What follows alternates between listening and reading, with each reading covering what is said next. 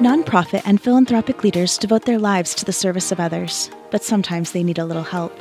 Kristine Michie has been deep in the work and the play of helping changemakers grow their impact for decades.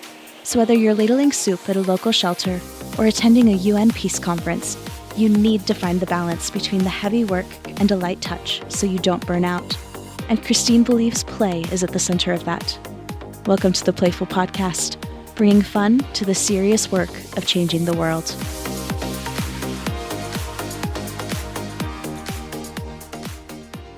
Hey everybody, welcome back to the Playful podcast. We are bringing fun to the serious work of changing the world, and that is definitely going to be on the agenda today. I have two guests. I love these multi-guest episodes, and today Saul Levin is with us, who is also a podcaster. He's host of the Hum podcast, which I want him to be able to tell you about, and also the coordinator of the Climate Resistance Incubator.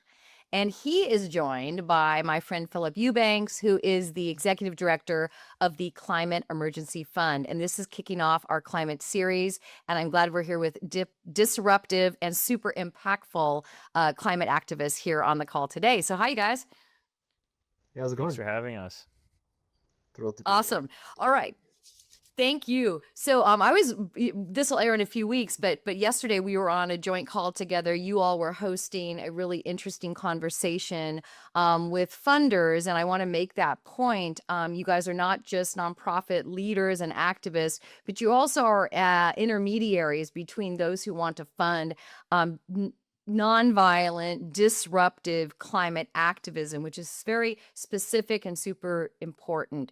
Would love to hear about that. And yesterday, I'll just tease it out. We were talking about data centers and the movement around data centers at this like super vibrant intersection right now, where some really tangible work is happening. It seems like I won't scoop it all, but what I was feeling yesterday is that the point you got across is that the data center kind of protests and activism around the world right now, around the US right now especially, is really giving people a chance to really sink their teeth into climate activism in a new way. So if you want to start talking about that, great. I'll bring it back up again later because I learned a lot yesterday. But let's and then talk about how the incubator has tapped into that.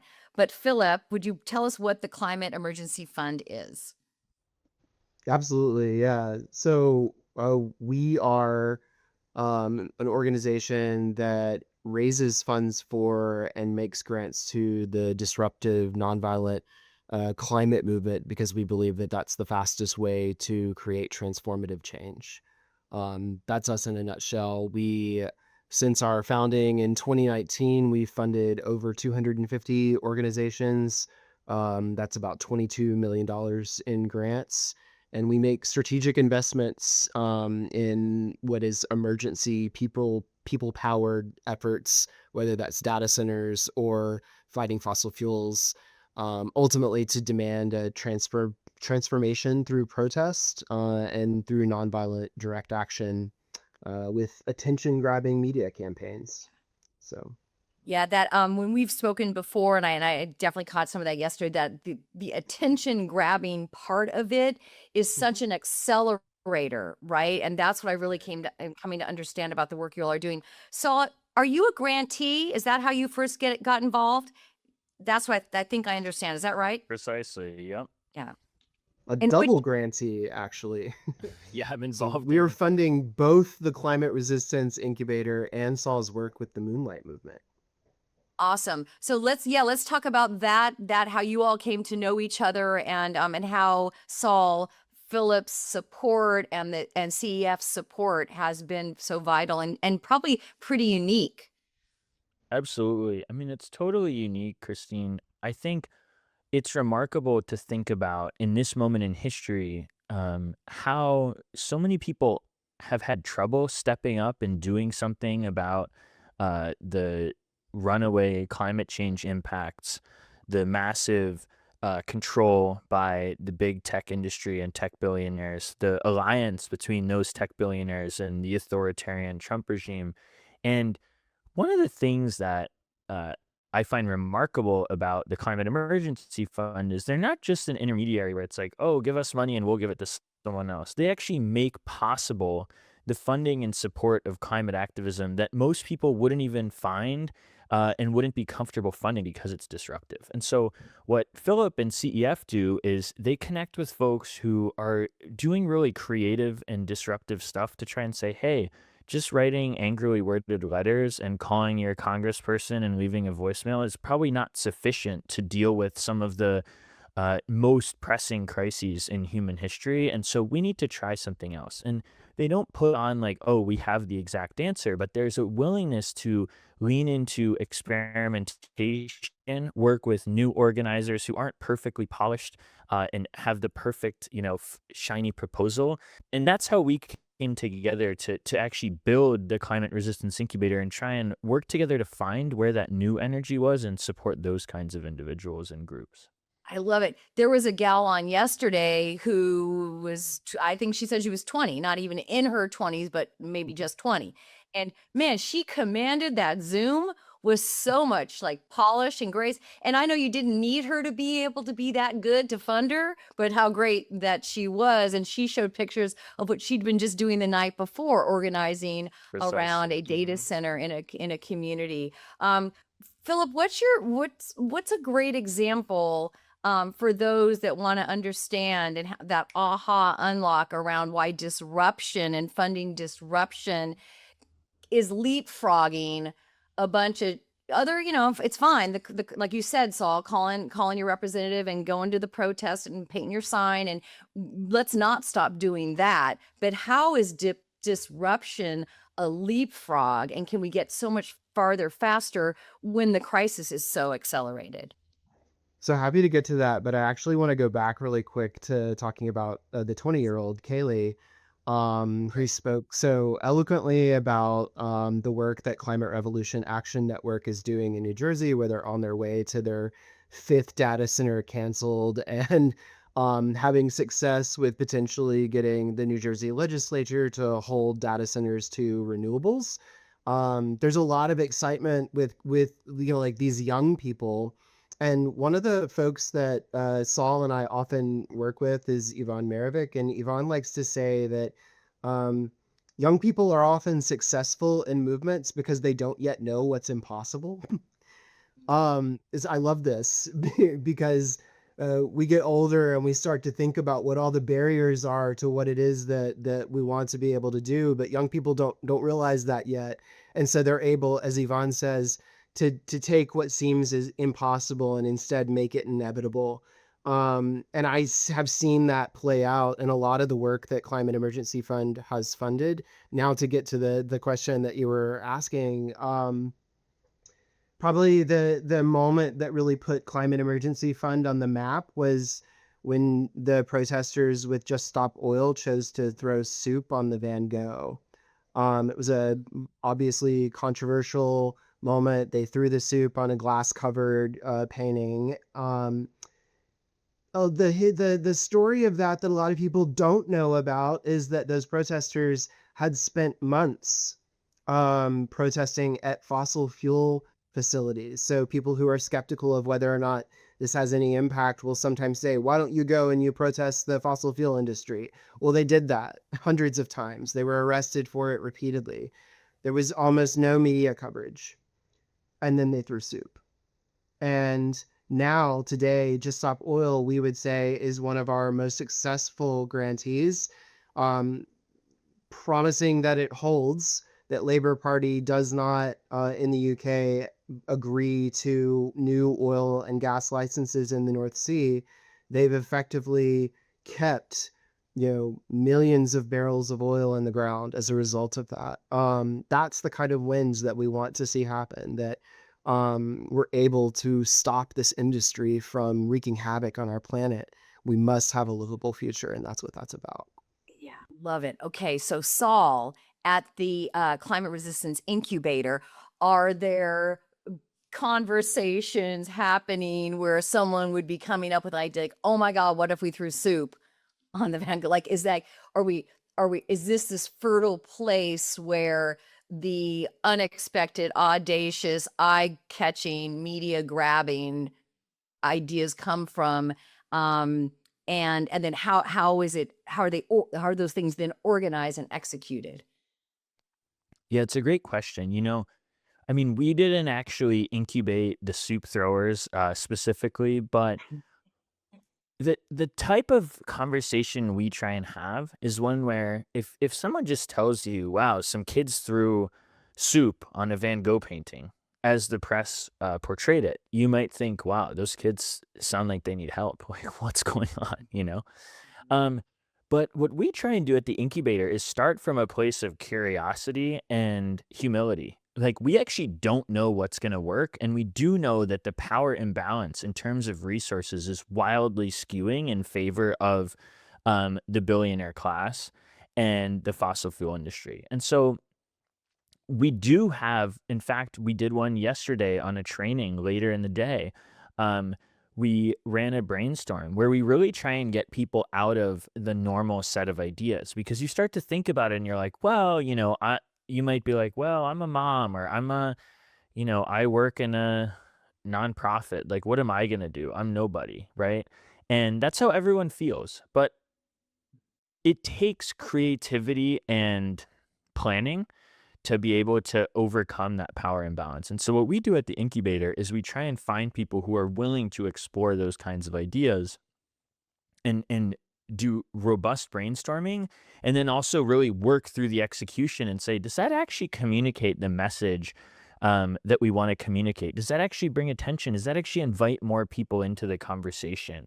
Because most people are on our side, but it's really hard to reach people when you don't have billions of dollars for ads and billboards. And so the ways that we have to reach people through earned media and creative digital strategy, and meetings in churches and barns and places like that are quite different. And so, Yeah. yes, the answer is we find people who we think have a potential and an openness to try something new and also to fail, and be willing to try again. And those are the things that we look for. And Yvonne, who's a key leader and co-conspirator and incubator, is always saying, I'll like bring him someone and I'll be like, this person's amazing. We should incubate them. And he's like, I'm not interested in skill. I'm interested in the right attitude, because we can train people on organizing skills like that. We can teach that. But if they're not willing to consider something fully and think about the broad implications, even if they might look stupid or whatever, then we're not interested in working with them, which I think is really different from what you see in the nonprofit sector, where it's like, well, how Ivy League was your college, and then maybe we'll hire you. But I think the incubator is fundamentally about, although there's so many smart people and some cool projects, the current state of the nonprofit sector in the United States is totally ill-equipped to deal with the problems of our time. And so we are interested in trying something new and additional to try and close some of that gap. Yeah. We I also, love it. just to Go just to ahead. jump in really quick here, I want to say that we also rely very much on the research and what the social science says. So about a year ago, we compiled together some 30 or more studies from places like Nature and Social Change Lab, a Stanford Social Innovation Review, trying to just understand the history of some of the groups that we have supported, what worked, what didn't work, and what should we be funding from the standpoint of what's going to have the most impact in moving public opinion and shifting the Overton window. I'd love to just share with you after this call some of the literature reviews so you can share that out with Thank with the audience as well, because I think that um, when people hear about soup on a Van Gogh or any other kind of crazy action that comes out of nowhere, they may think, oh, well, that doesn't have any impact. Well, actually, it does, and it did, and that's one of the reasons why we're very careful with how we vet who we're funding, and think through the kinds of impact, the kinds of new tactics that they might be using, the kinds of um, energy and absorption they're seeing as they train more people into the movement. These are things that we spend all our time thinking about, is how can we have the most success? Yeah, I'm so glad you mentioned the Overton window, which I first heard about in the context of the current president, and his name I don't like to say, and I appreciate you saying it, Saul, because I don't hear it very often because most of us just avoid it, but it is. And his what has been perceived as acceptable by a leader, the president of the United States, even before acceptable for a candidate to say and do. Like, that's the first time I heard about Overton window, which I never looked up the history of it, but like, it's this sense that what I understand is what's deemed acceptable shifts, and the norms, just all of a sudden we realize we're accepting a whole set of behaviors, I'll say in this case, that are completely unacceptable, and we're forever considered so. And suddenly now we're just like, oh, well, sometimes he says stuff like that, so I'm always, and I've said before, like, about Project 2025, talk about a really imaginative document. I don't think they had meetings where they said, oh, no, we can't do that. Like, we never get away with it. They're like, we're going to do this, we're going to do this, we're going to do this. And they just, like, they're doing it, right? So for our side, so to speak, and not to be overly binary, but, for our side, like, how morally imaginative can we be? I love, you just claimed the window, like, let's us use the window, right? For what's acceptable and what can have the impact, and what can we all rally around, and changing that view and vision and imagination. Working with young people is such a great reminder. Like you were saying, Philip, we get older and we think, well, like, Ruha Benjamin, who wrote the Imagination Manifesto, says, he who controls the resources controls the imagination. And, we are seeing that play out with the technocrats, right? They're imagining, the driverless car, you name it. The thing that however long ago was completely seemed unimaginable is now all over the place, right? Again and again. So how about for us, right? How about for what we're doing? What does that, how does that spark and inspire the two of you to keep doing what you're doing? So I'm happy to jump in, but Go for it. yeah, a year ago, you'll almost to the day, there were a lot of environmental nonprofits that were running scared, right? There was the rumor of some executive order and it was going to come out, and it was, like, what were we going to do? And around that time, I had a conversation with a climate activist who said to me, Americans don't have the imagination for how bad this can get, and they don't have the imagination for how to fix it. But we can teach them what that looks like. And we can illustrate and model what courage is. And so in terms of whether or not we shift the Overton window, I really think it boils down to this question of, oh, do we find our courage? And I hope so. I think I see that in the data center fight movement that is slowly building. We're seeing everyday people who are stepping up and in their communities saying, this cannot stand. This is our community. We have a say in this. We must be able to have a say in this. And they're standing up against Google and, the true tech giants. And so I like to think that we are building courage again, and that is a form of shifting the Overton window. But I'm curious to hear what Saul has to say about it as well.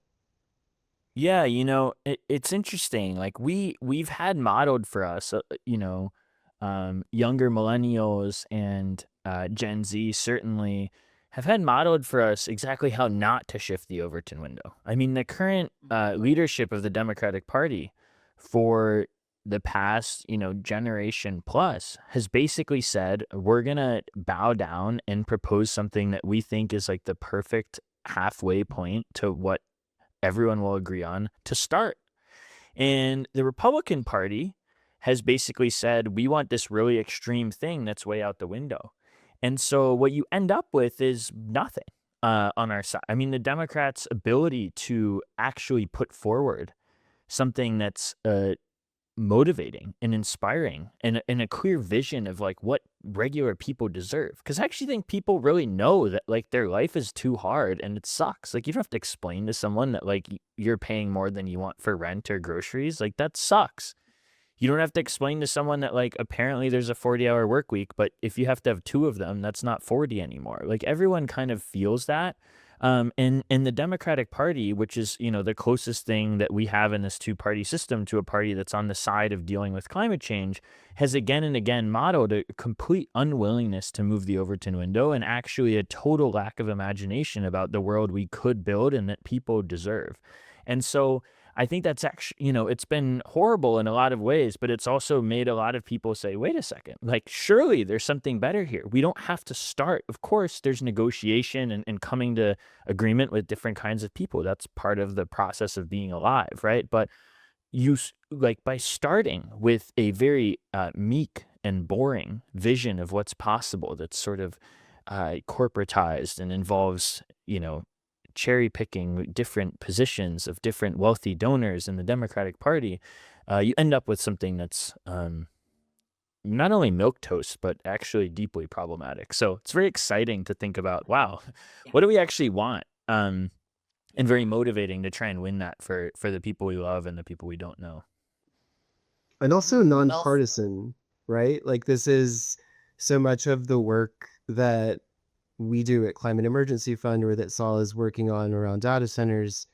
Like, it should create unlikely collaborations, because what we're fighting for, which is a livable planet at the end of the day, is not supposed to be so controversial. Like, we're trying to fight for just like the common care of our home, right? Like, that was the phrase that was used in Laudato Si by Pope Francis. This is not something that is really that radical. It's actually, throwing soup on a painting isn't really that radical when you consider what could happen to the planet if we don't step in and actually do something to care for it. So I Well, I felt love Yeah, no, thanks. And I love that the data center is a great example. I did a series back in the fall called Civic Actors, and it was talking to folks that work on a local level about a global issue. And so many people talked about the lack of and the dismantling of sort of our civil society and our social structures in our communities, like, knowing the person across the street, working together on thing to get the stop sign, up at the intersection, and how those moments, it's not partisan to have a safer intersection for the kids crossing the street. Same thing with data centers. I think it's so brilliant that you are all are circling around that, because it's, and even more than like kind of banning plastic shopping bags or things like that kind of happened in the neighborhood, like, it still feels a little esoteric, whereas this data center is this big huge footprint coming in and taking land, making land unavailable for any other uses, and then consuming so many vast quantities of water, energy, etc. A lot of people can be like, I don't want that across the street from my fill in the blank. Like, and so it's bringing new people in. So tell me a little bit, Saul, if you would, about like I heard a little yesterday about like sort of the 65-year-old farmer, kind of motivated by the same meeting as the 20-year-old kind of activist, and how data centers are giving you this great chance to make the global really local. Yeah, thanks, Kristine. I mean, it's actually really funny that you noted this, because someone said to me the other day, like, Saul, it's so natural that, given that you're an urban planner by training, that you're working on data center fights.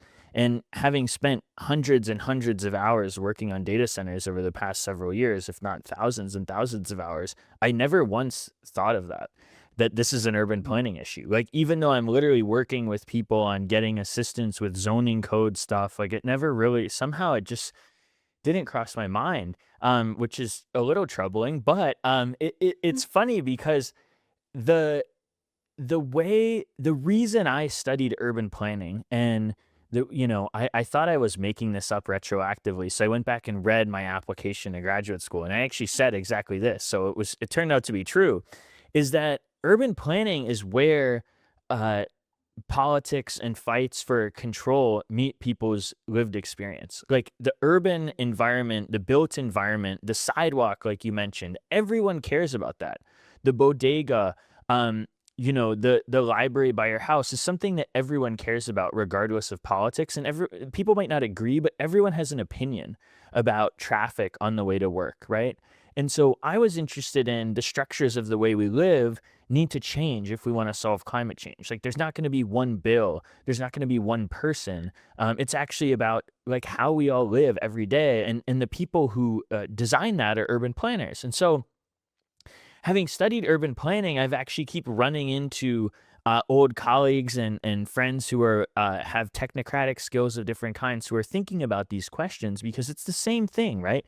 This is the physical manifestation of so much fury and lack of control that people of all walks of life, all political backgrounds, all ages, all geographies experience, right? I mean, whether it's AI bots undressing teenage girls, Grok or whatever, whether it's um, your kids getting addicted to social media and just like staring at their phones all day, and in a way that was clearly intentionally set up by tech, designers of the algorithm, whether it's the forcing of AI bots and systems into everything that we do, not like a choice. If you like this, you can use it. If you don't, you can't, or you can skip it. That's not how it is. And so that lack of control is having a physical manifestation in data centers. And so the fight over data centers is, of course, about like get this polluting, horrible thing that has no benefit for us out of our community.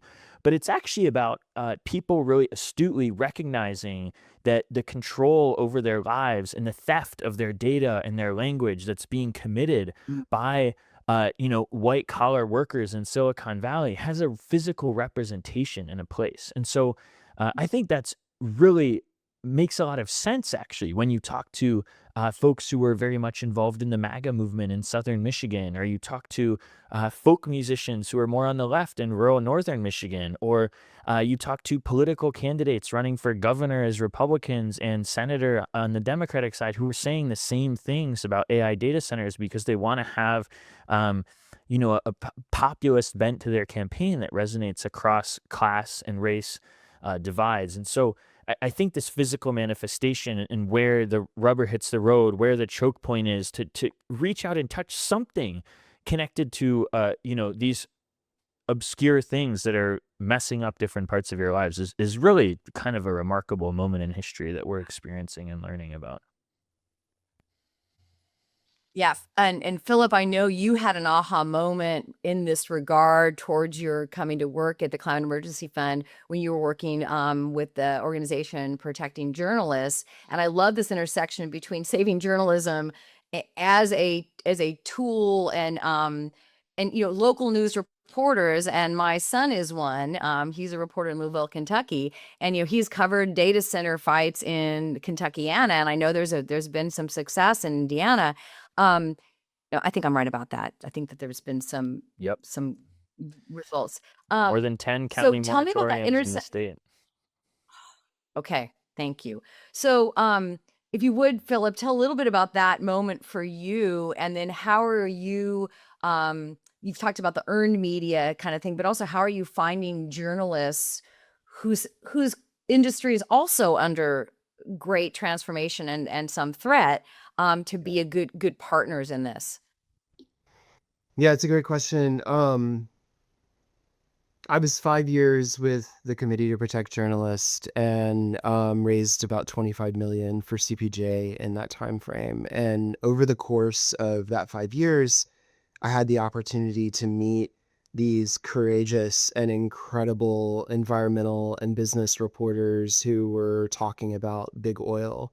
The one who like really blew me away very early in my time at CPJ was a journalist by the name of Matias Guente, who's a Mozambique newsroom editor who reported on a U.S. oil company in Mozambique, and then the week after that reporting that was critical, had his newsroom set on fire.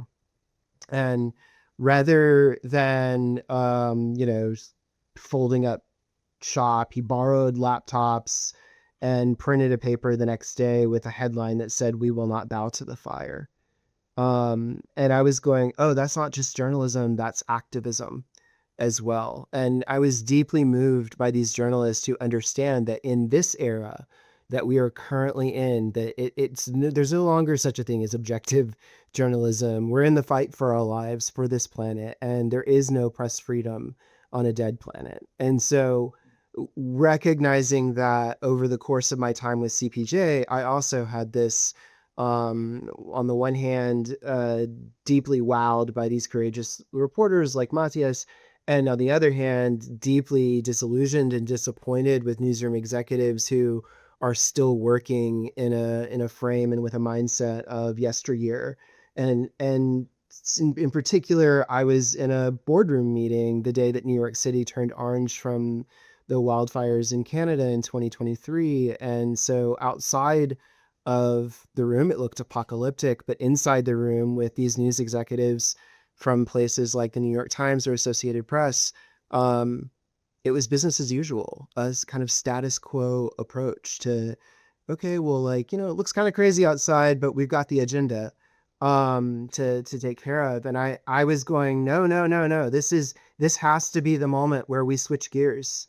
Around that same time frame, actually, one of the lead climate reporters for the New York Times made a statement to the entire staff of the Committee to Protect Journalists, and I quote, "One day every journalist will be a climate journalist," which is to say that they understand exactly how bad climate change will be, but they're not reporting it with the World War II scale reporting that we need to. Climate activists can force journalists and journalism to tell the truth about climate in a day and age at which we really don't want to be talking about it. And so I think that when climate activists step up and hold their feet to the fires that they're letting burn, then that actually puts us in a position to hear this story in a new way and to actually take the action that we need to. Ooh, that's so good. And your stories reminding me, I went to Medill for graduate school and was a journalist at the beginning of my career. And my first day of grad school, it was one of those, I'm from Southern California, so I'd never seen like a Midwestern rainstorm before. Like I didn't understand like how the water could be up to the like, the fender and the bumper of the car. Like I just understand like why doesn't it just keep spreading out? And there was so much water. And I was thinking, oh, they'll probably cancel the typical Southern California, that they'll probably cancel class. And we walk into the classroom and up on, I think it was still almost a chalkboard, it said, the rain is the story. Right. And we were all sent out into into the rain, into the flood to cover the story, which is, looking out that window, what you were describing. Let's go grab your ice cream. I often and I'll let you guys go get it out of the freezer, and I will talk a little bit about our ice cream sponsor. And I will say that like lots of times on the podcast, I have to like go ahead and go. I'm just talk to the audience and tell them about what we're doing. I think like I have to bring up something playful or something fun. Let's like segue into talking about that. But as you all can hear, this kind of disruptive activism has by design playfulness built in. That's part of what's I think surprising about it and what gets attention. So it'll be fun to talk a little more about that. The Saul and Philip are going to go get their Taharka brothers. Those of you who are new to the podcast, I'll let you know we have a ice cream sponsor that sends our guests ice cream. That's been going on for almost 3 years, and it is fantastic. It's called Taharka Brothers, Taharka Bros, Taharka Bros Ice Cream. They're based in Baltimore. They're a social enterprise, employee-owned company, and they ship nationwide. And so Philip is back, and they send 6 pints to my guests. So it's always fun to see which one they selected. Philip, what'd you choose? So I actually went with coffee, cookies and coffee. Though that's because I already ate the chocolate one. Right. So, but this is delicious. Yeah. It Quite is so serious. good. And I'm usually a little bit more disciplined, but you can see how deep my spoon is in my carton here. I'm at the bottom. You might even be able to hear the bottom of the carton. I Nice. saved just a few bites of this cookie dough, which in typical Taharka Brothers fashion, they have the chunks and things are significant, and the what do you call it? The mixings are inside are really big. Okay, Saul, what did you choose? You're on. There you go. We got honey graham Mm. and chocolate love. Oh yeah, yeah. That's the one I Honey killed. Graham is the favorite of the podcast to date. It is Really? unbelievably good. And I just saw that Target Brothers is going to has started making ice cream sandwiches with like home baked cookies and the ice cream in the middle. I think, Saul, you're close enough that you might be able to go get some. I think they're at the moment, they're just selling them out of their shops in Baltimore. Wow. So, okay. You don't have to tell me twice. And was either of you home when the pink box arrived? I was home, No, I wasn't. and then it was accidentally delivered to my neighbor, and he brought it over with this very envious look on his face, because there's like a big, there's bold print. It says ice cream inside, and he was like, "I think this is for you." And he was sort of, it was one of those moments where you're like, "Wow, this poor guy definitely had to think for a few minutes about whether he was just going to stick it in his freezer Do the right instead." thing. I was working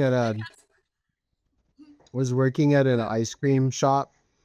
It was like doubled as like a coffee shop and ice cream place in St. Louis at the same time that the George Floyd protests began. And it was one of the I've had a number of like strange experiences of being at the center of major protests. But like just like was nearby at the time. Like when I lived in Morocco for a while, at the height of the Arab Spring, or right as it began, and was in Rabat when people were self-immolating in like 2 streets over from where I was. So yeah, protest is it's happening even when you're working in an ice cream store, not really close by.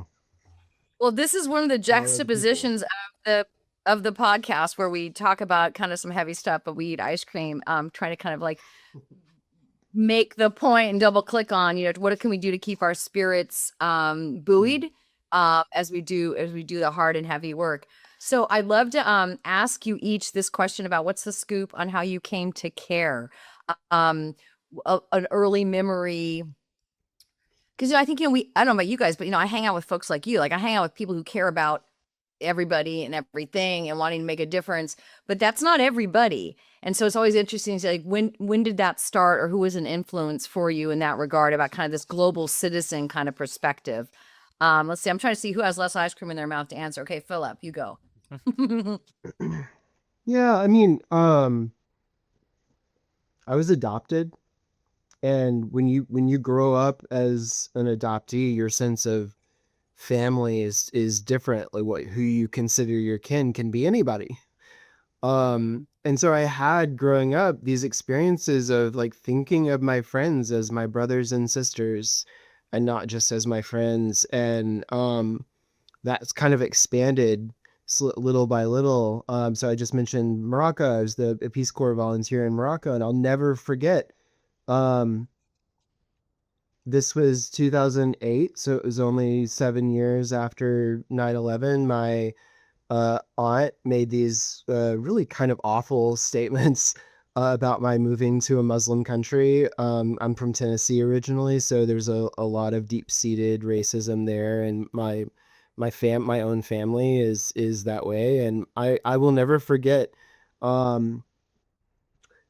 meeting people in Morocco, including my host mother, who I lived with their family for some time, who only ever spoke one phrase of English to me. Everything else we did in Arabic. And the phrase in English was, "I love you. You are my son." And I was so deeply moved by this sense of kinship that I felt to the Moroccan people. I would regularly have people come up to me and say, they'd put their fingers together like this and say, you're our kin, you're our brother. And so I feel that in this work, right, whether it's climate activism or whether it's protecting journalists, or before that I did a lot of work with refugees, and in every way, shape, and form that was informed by what is my sense of family, right? It's that we have this we are our brothers and sisters and mothers and fathers keepers. And we should carry that in our relationships and in the community that we're trying to build everywhere.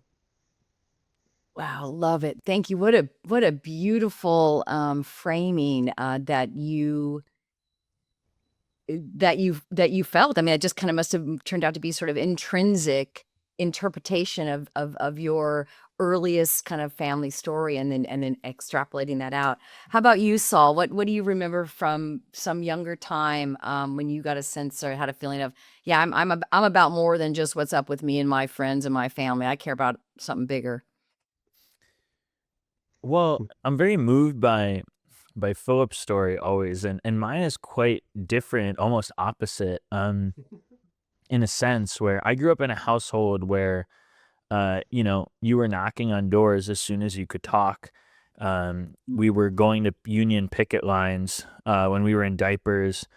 My dad worked for the AFL-CIO. My mom is very community oriented. Like our family in general has a very strong ethic about, it's kind of like spend your life helping people and then, making the world a little better and then having fun. Like those are kind of the main two things that we got going on. So, uh, and I, one thing that I remember really vividly is when I was 16, I read about the city of Curitiba in the southern region of Brazil.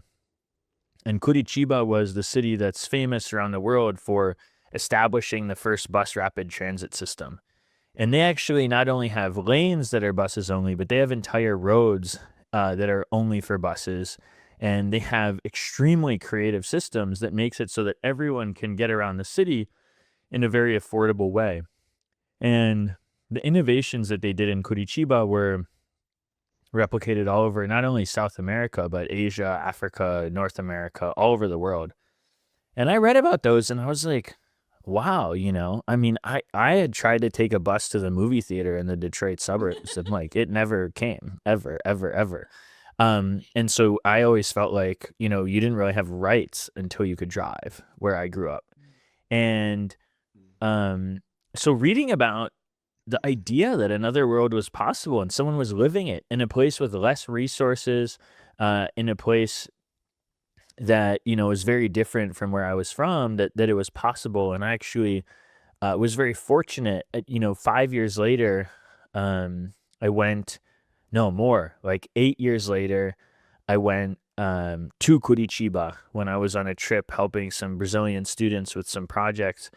And I was able to ride the buses. And I was like, wow, not only is another world possible, now I can ride the buses. And then after that, I worked in Congress and drafted the Bus Rapid Transit Act with Congresswoman Cori Bush, Austin. We introduced legislation based on the bus systems in Curitiba. And so seeing that another world's possible and being like, God, the least I could do is try something to move in that direction here so that everyone can have a way to get around is, I think, very core to how I got into this. Yeah, I love it. So many great examples of that truism that, if you haven't seen it or heard about it, it's hard to imagine it. And we're called right now to imagine things we haven't seen yet. But if we hang out with other folks who are in an imaginative space, right? And you guys, and Philip, like you said, you're going to share with us research that shows that some of this unexpected, on the edge, feeling, activism is so supremely effective. Is fantastic. I'm really, I think that play that we talk about obviously on this podcast and imagination are, either siblings or cousins or progeny, one of the other, and kind of back and forth. And I think that you guys are really representing that.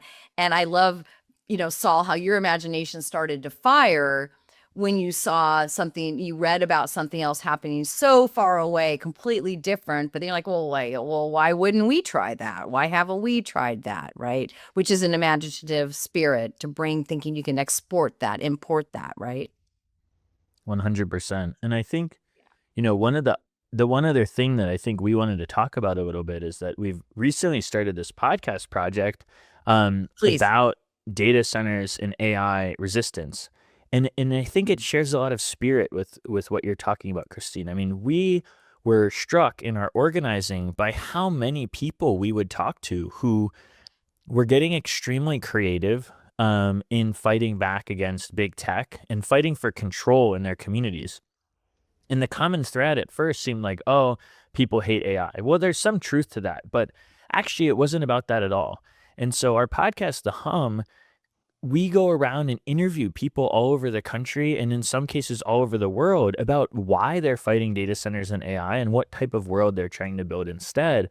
And it's so inspiring because, like we have had conversations with a folk musician who chased a data center developer out of his tiny town in rural Michigan because he was worried about the impacts on his family farm. We talked to a tribal councilman in Oklahoma who unanimously passed a resolution to permanently ban data centers. And he said, I actually just don't want to talk about this because we have real problems in our community and like this is not a good use of our time. It's just like we actually have real problems. Like, why are we talking about this? I don't want to deal with this. And so what we try and do on the hum and invite people to tune in or whatever is similar. Like people are using so much of who they are, their own skill sets, their own communities, their own friends. They're getting their clients at beauty parlors to sign petitions to stop data centers because organizing and resistance is about how can we come together and actually win a world and an experience that works for everyone. Beautiful. I'm so glad yeah, go ahead, Philip. There's a through line here that I think is really fascinating because Saul shared this story about like the bus transit system in Brazil, but when protests exploded in Brazil in the 2000s, it was largely over like the rising cost of transit and the way that protesters organized one another to figure out how they were going to address these issues was through radio shows. And so now we have this podcast, The Hum, that's on the one hand, it's like this interesting, here's how we're talking about data center organizing. On the other hand, it is itself an organizing tool that people can learn from one another in how these local wins can be replicated elsewhere in other communities across the US and beyond. So I think that there's this beautiful like history that Saul has experienced coming right through to the podcast that you're doing today. So it's really cool. So great. And so that's Hum, like HUM, right? People can just go on all the podcast platforms and type that in. The Hum, that's right. Fantastic. And I love the name. I love how evocative that is, both the kind of the musicality of it and all that kind of that sense of like the underlying hum of electricity and tech, kind of like contextually, it has a little danger to it. And it's like, I kind of want to like kind of keep tabs on it. Also, I think about humming as a beautiful thing, right? I love that combo. All right, guys, we are getting towards the end. I want to make sure, and Saul, if you want to add to a call to action, I certainly captured there and want to make sure people check out the podcast. Anything you want to add? And then Philip, how can people support? I know we have philanthropists that listen to the podcast. I have a lot of nonprofit executives, policymakers, et cetera. I'd love them to join your work at CEF. All right, Saul, and then you, Philip. Yeah, I think, the call to action is, this is a pivotal moment in history. The tech oligarchs are racing against each other for control over everything. And the other side of the race is everyone else, regardless of politics or exactly what we believe in, saying probably people should control this. The invitation is to listen to the Hum podcast, as Kristine mentioned. It's also to, reach out to us and get involved because we're coaching and in touch with people fighting data centers in more than 40 states and across 10 countries. And so wherever you are listening to the Playful podcast, we invite you to get involved. And if you're in South Dakota, we know numerous organizers there who you can work with. So no place is too remote or too small to get involved in the fight. And the fight is about community control more than anything else. I was thinking, kind of extrapolating on every journalist being a climate journalist, like every activist, like add data centers to your portfolio, right? I mean, or even if you've never been an activist, I mean, it sounds like there's a reason for almost every one of us to have that on our radar and could potentially find a great new set of colleagues and collaborators in our community with whom we maybe thought we didn't have anything in common. And suddenly we might find that we're doing that together. Next thing you know, we might be having a barbecue. So, all right, Philip. Yeah, we've talked a lot about data centers today because that's where the momentum is. It's the conversation that we've been having heavily lately. But what the Climate Resistance Incubator really is a training and coaching tool to help create nascent, these new groups that can help emerge a mass movement. So in addition to data centers, for example, there are groups out there trying to figure out how do we politicize climate disasters. My role as executive director of Climate Emergency Fund is to support groups like Saul's, so that we can help emerge a new mass movement for climate. Um, and we're raising about 2 million for the incubator and 2 million for the groups that they create. I am more than happy to have conversations with anyone who's interested in this work. I really believe that we're trying to build a community within philanthropy, just like we're trying to build communities that are fighting data centers, right? So happy to have a conversation whenever possible with those who want to be in support of this kind of work or just learn more. Yeah, I love it. And, Saul, at the beginning, you said, that the CEF and Philip are way more than an intermediary, but I will shout out for, I'll shout out for intermediaries. Folks, if you're a little nervous and unsure, like Philip's group, CEF is like a great vetter, right? They're in this work, they've been doing it. And so if you kind of are curious, but not sure how you would start, you don't have to start by yourself. You can start by reaching out to Philip and learn from what he's already done and then decide together what you might want to do next. I love it. I'm all about it. This is a great kickoff to our climate series. Thank you both for what you're doing. We are absolutely going to keep shouting you out, have you guys back on. And Saul, you'll have a new listener on Hum, and would love to know for you to know that Playful Podcast will be cross-promoting with what you're doing. Thank you Thanks guys so much. Appreciate your time. It was great talking to you. Love it. All the best. Take care. Cheers. Bye.